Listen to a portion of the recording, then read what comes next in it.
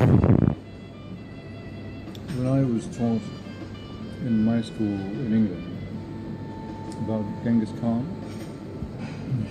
I was told that he was one of the most evil people ever in the world, that he ranked along with Hitler and many genocidal leaders.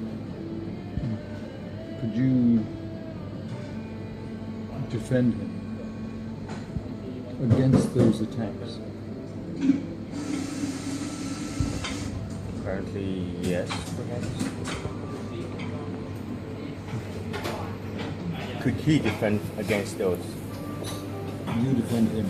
Oh, you defend him? No, you defend him. Well,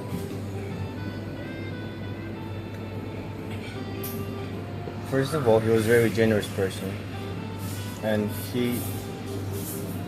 his philosophy was not perhaps comparable of those people. Let's, for example, Stalin. Joseph Stalin was a Russian leader in the Soviet Union. He would execute anyone who's saying against him, or saying perhaps not. He was not really into, like, he didn't have any soul for the country. Like, he hadn't really, like, the true soul for the country. He was only himself because he had the power of. So Ganghez Khan, on the other hand, was generous. He would listen to any kind of offer, and then he would decide himself. But Stalin, I'm sorry to tell that, but he was like that. He was like what?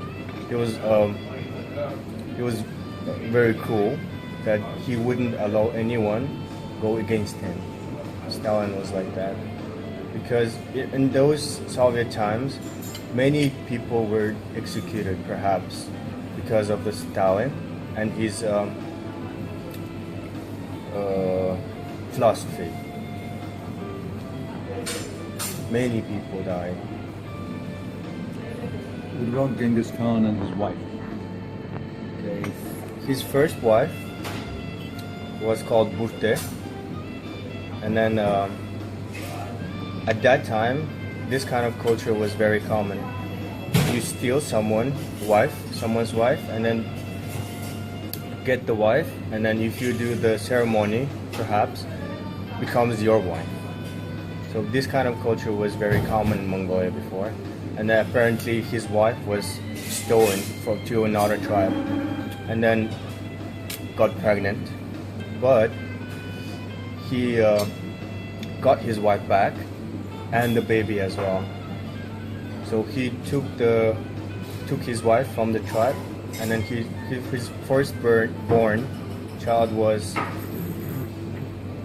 after his death, he was the third king of Mongolia. Because at that time, the firstborn child, and the third child was very not united, perhaps, because the thirdborn child was like, you were from other tribe, you were not from our father. So this kind of thing happened. So his second son was the first king after his death.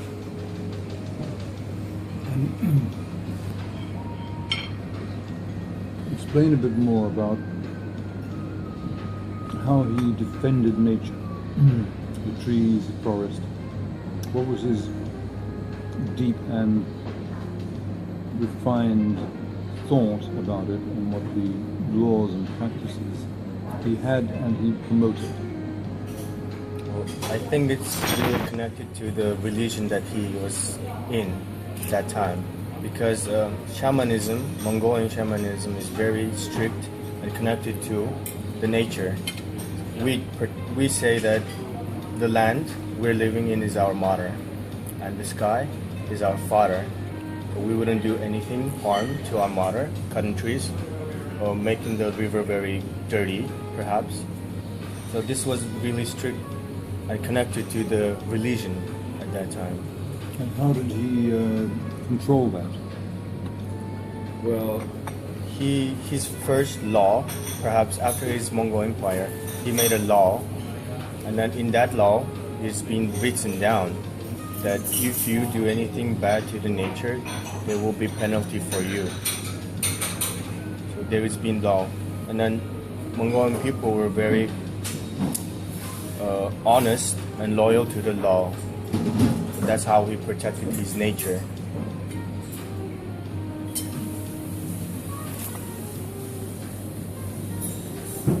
A nice new perspective on who the man was.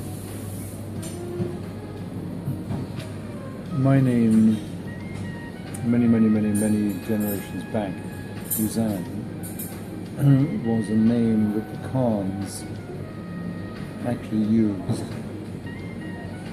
so many centuries ago. There is a link with Buzan and Khan, and it's nice for me to know that one of my many predecessors had some wonderful, very futuristic behaviors and thoughts and laws. Thank you for that. Please let more people know what you know. Yeah, of course.